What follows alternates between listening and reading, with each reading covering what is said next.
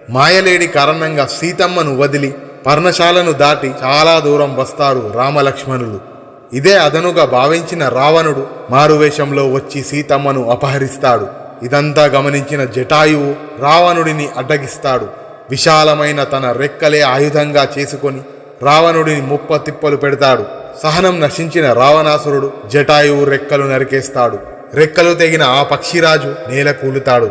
కొన్నాళ్లకు సీతాన్వేషణ చేస్తూ అటుగా వచ్చిన రాముడికి జరిగిన వృత్తాంతం పూర్తిగా చెప్పి రాముడి చేతిలోనే ప్రాణం వీడుస్తాడు. తనకు క్షేమం కలిగించటానికి ప్రాణాలకు తెగించిన జటాయువును ఆప్తమిత్రుడుగా స్వీకరించి అతడికి అంత్యక్రియలు స్వయంగా నిర్వహిస్తాడు రామయ్య.